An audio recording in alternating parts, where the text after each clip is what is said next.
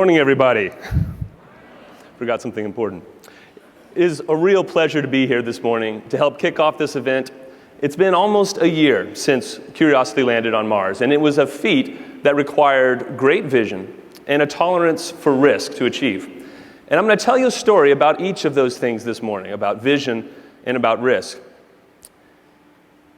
My first story, though, is not about rockets or robots at all.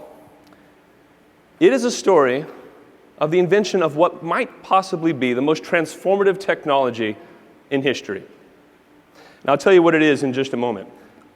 I'm telling the story because it's about vision. It's about the ability to see that which is not, to understand the impact that it's going to have on the world.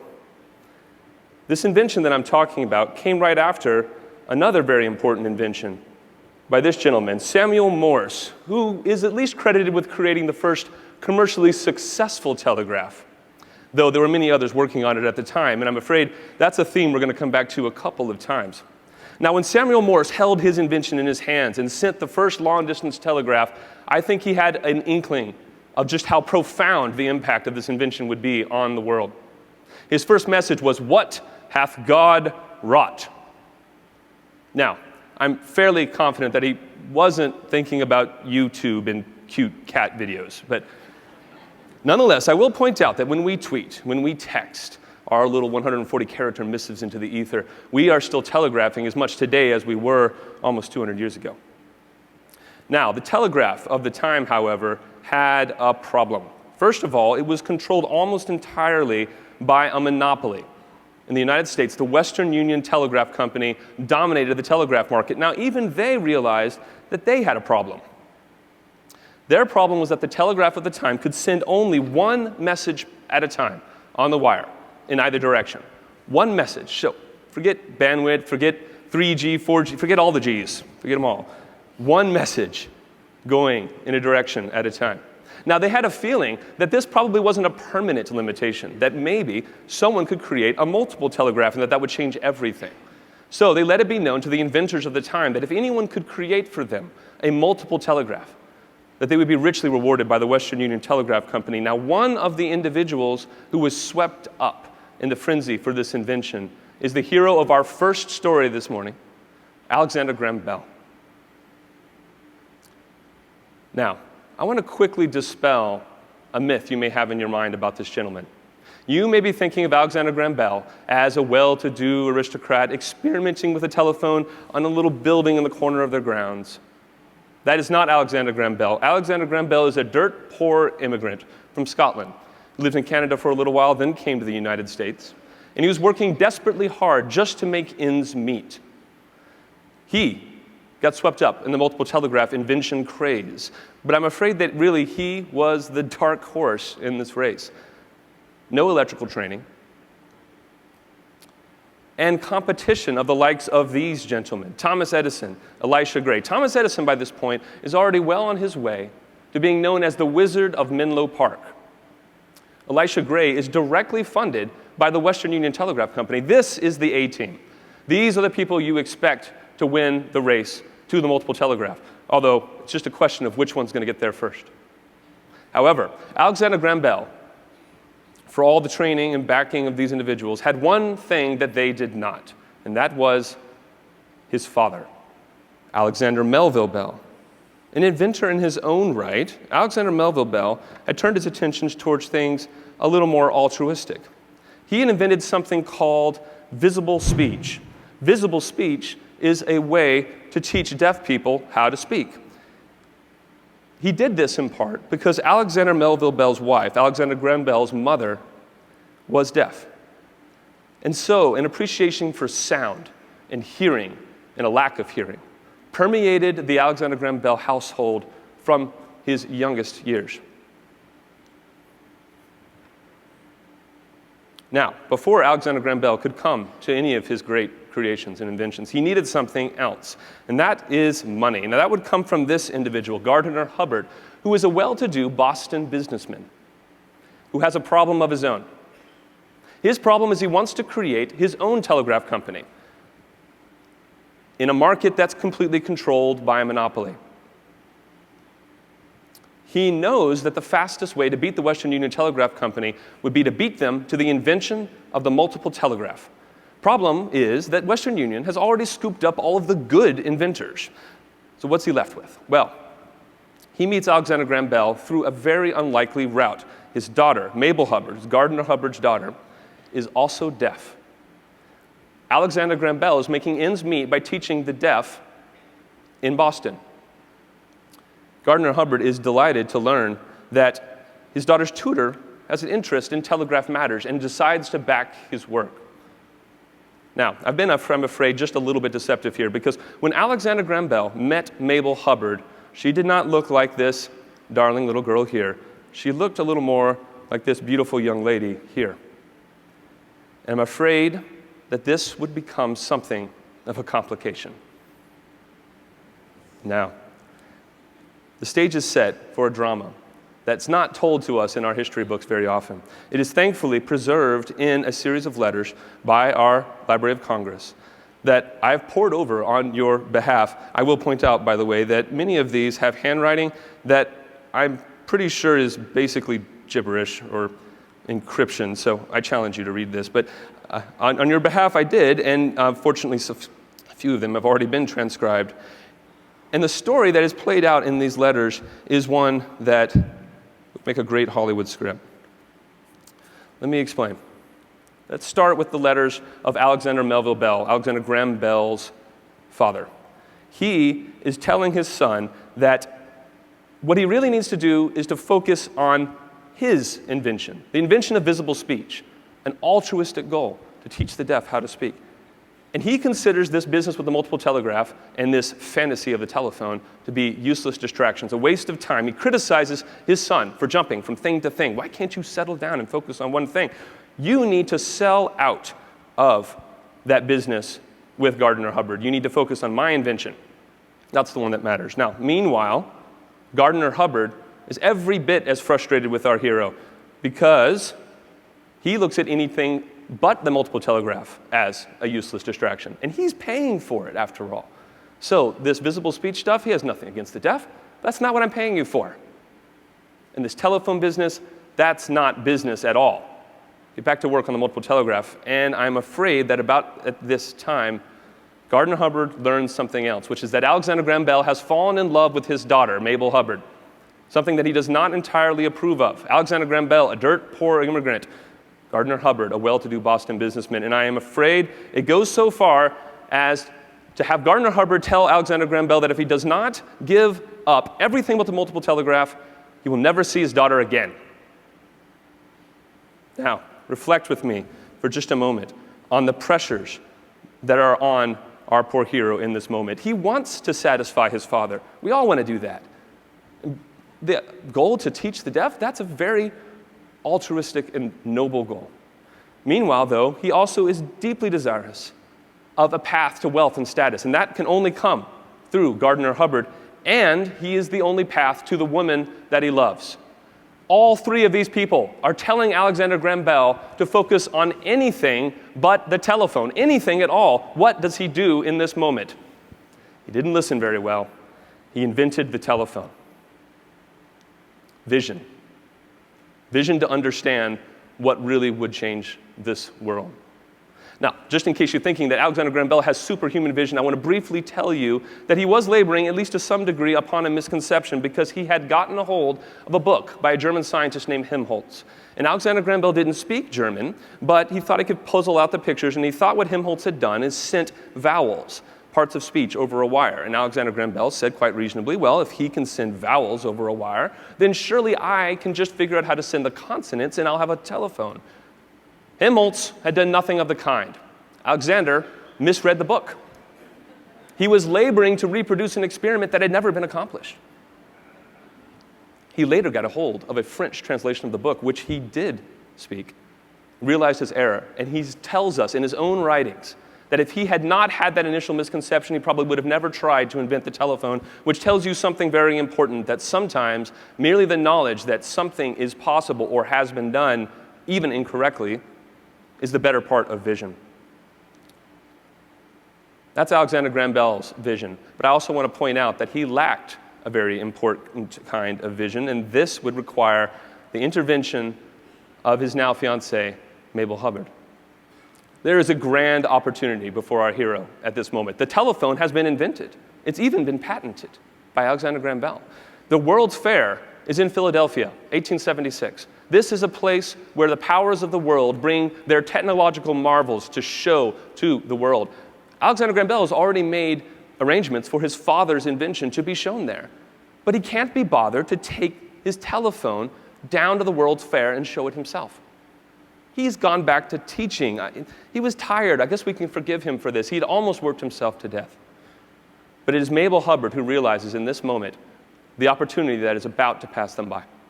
This is what she does. She tricks him. She tells him, this afternoon I'm going to pick you up in the family carriage and we're going to go for a drive in the countryside for a ride. He says, okay, all right. So she picks him up, and then before he knows it, he's standing at the train station holding a bag in one hand and a ticket in the other. He's protesting with his now fiancée, Mabel. I can't go to Philadelphia. She silences him with a word and turns her back. Now remember, she is deaf. She reads lips to communicate. Some of us wish we had that trick, right? She is literally deaf to his complaints. So what does he do? He climbs upon that train dejectedly, goes to Philadelphia, shows the telephone, and it becomes an instant worldwide sensation. Folks like the Emperor Don Pedro of Spain see the telephone. It becomes what it is today. And it took Mabel Hubbard's vision to recognize that. Yes, Don Pedro, thank you. This is a role that Mabel Hubbard would actually continue to play for some time in the Bell Telephone Company. She deserves a whole talk of her own. 2 stories of vision so far, but I'm afraid now I need to tell you one quick story of a stunning lack of vision. The telephone has been invented. It is also an international sensation. It's patented. Gardner Hubbard, remember the man with the money? He gets a little bit of cold feet. He's not completely confident that the now nascent Bell Telephone Company can actually pull this off. So what does he do? He packs up the patents, the working telephone, and he goes to visit William Orton, the president of the Western Union Telegraph Company. Remember them, the monopoly. He offers to sell all of the rights of the telephone, the working telephone, to the Western Union Telegraph Company for a sum that in today's money would be $5 million US. Contemplate owning the telephone for $5 million. William Morton turned him down. And although it is a bit hard to know exactly what he said in that meeting, he is commonly quoted as saying, "What use would my company have for this electrical toy?" And thus cemented his legacy getting ahead of myself, because it was just a couple of years later that William Orton realized his error, and he offered to purchase the rights to the telephone for a sum that in today's dollars would be 20 times what he was originally offered. But by that point, the Western Union Telegraph Company discovered that the Bell Telephone Company wasn't selling anymore. And William Orton cemented his legacy not as the executive of one of the most influential companies of the 19th century, but perhaps the gentleman who made the single worst business decision in history. Stunning lack of vision. Now, I wish I could go on in this story. There's more to it. But we have to come to our next story. This story is about risk. Now, I work for a company that does risky things. We've made a science of risk. We trade it like every other currency on our project. We trade risk against schedule, against money, against power on a spacecraft. But at no point in the history of that agency was the sense of risk more palpably felt, I believe, than in this one. We choose to go to the moon in this decade and do the other things, not because they are easy, but because they are hard.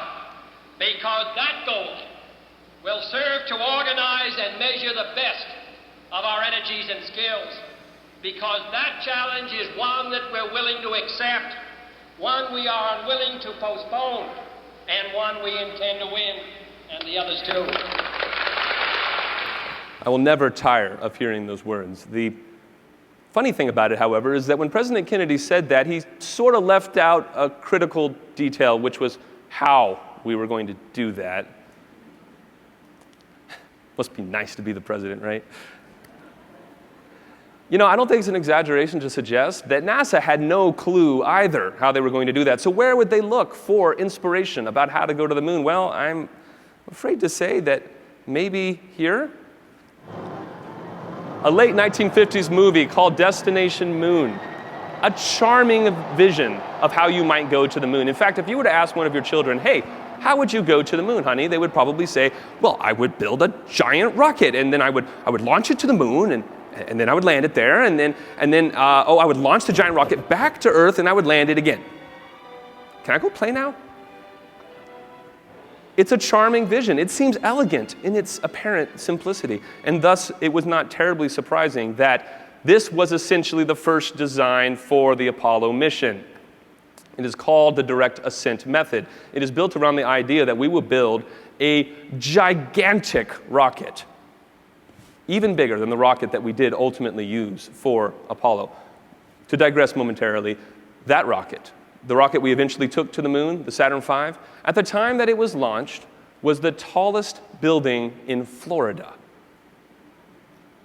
All right, there was one taller building, and that was the building that held the Saturn V.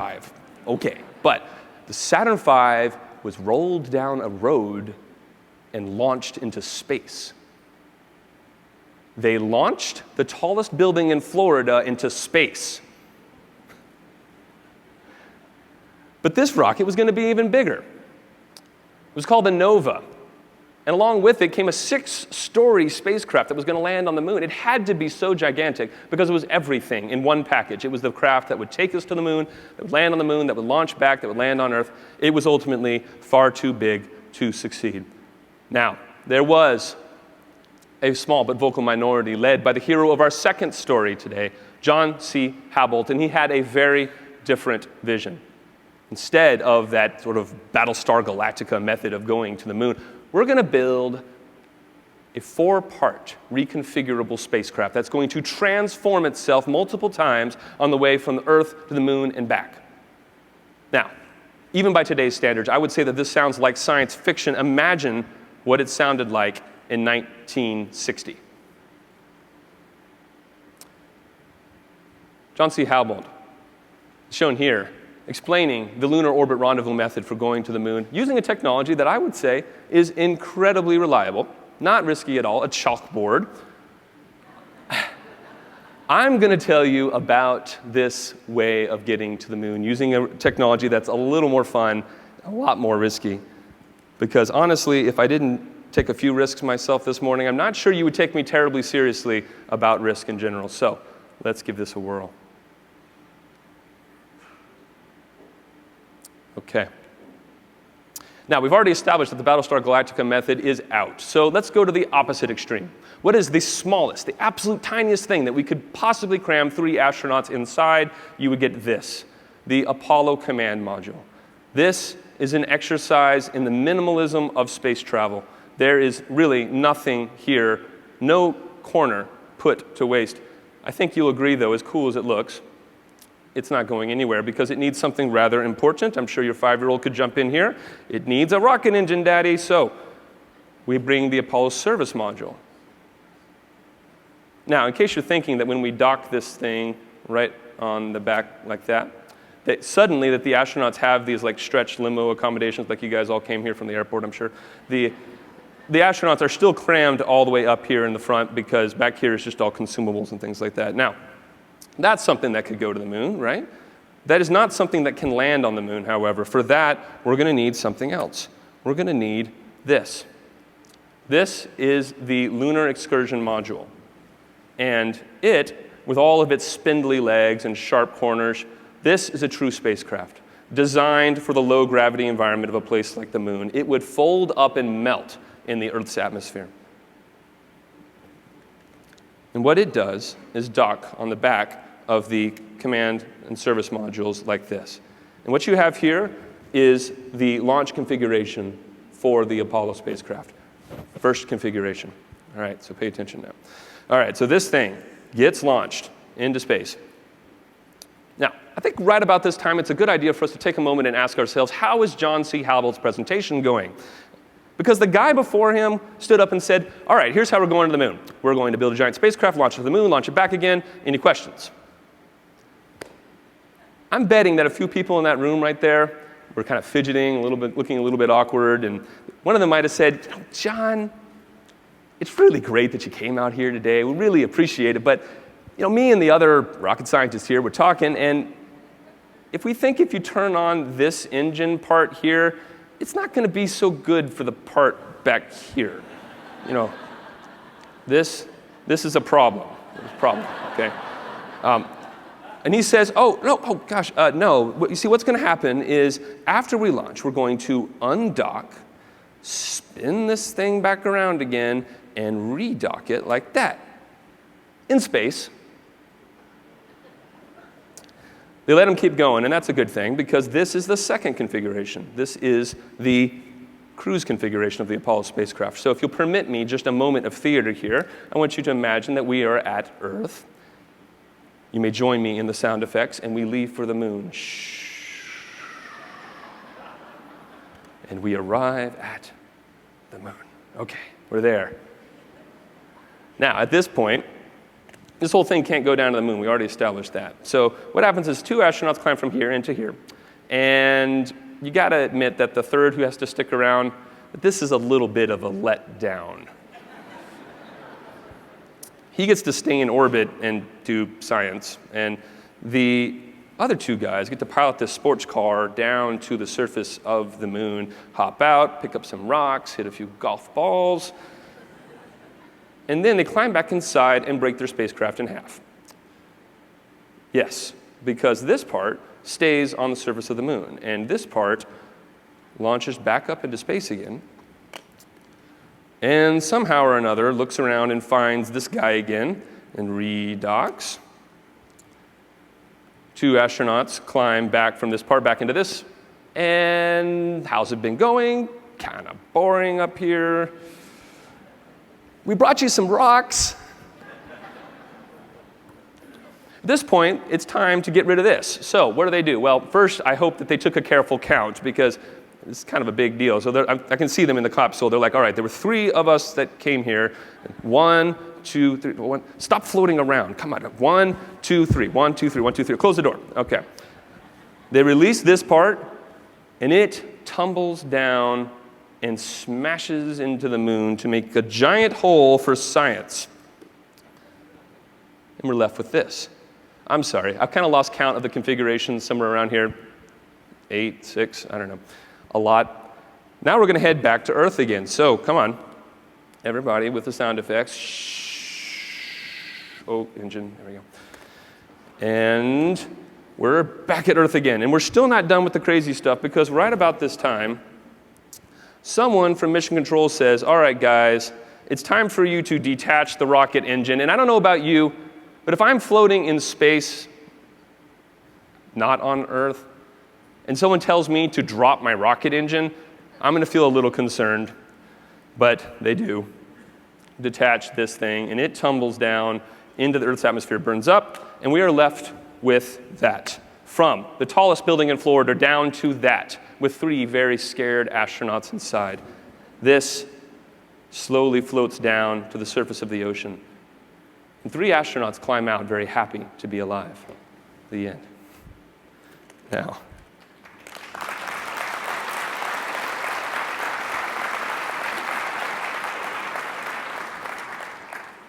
I know, right?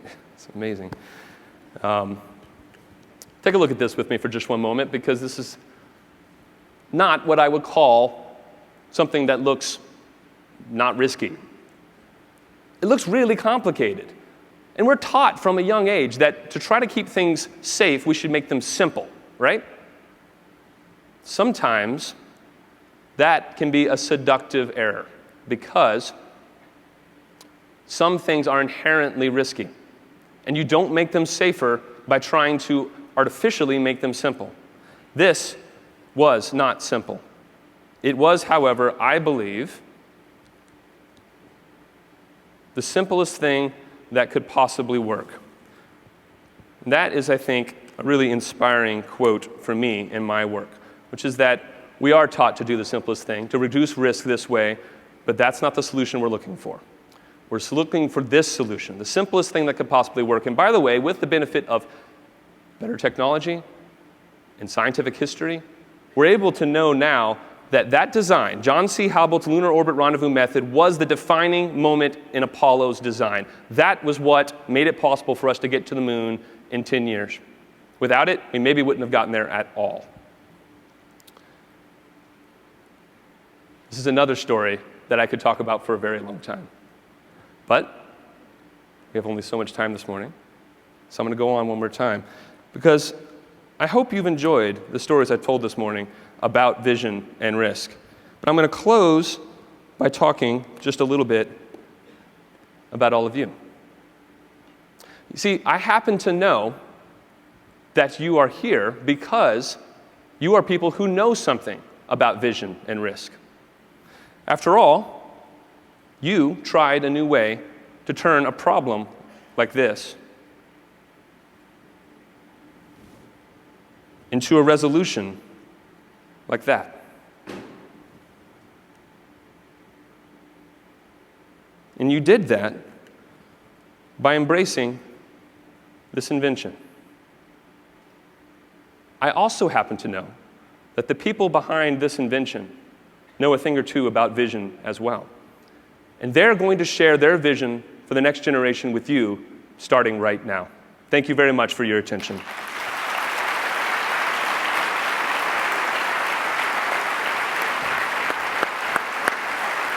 Fantastic. Thank you so much. Appreciate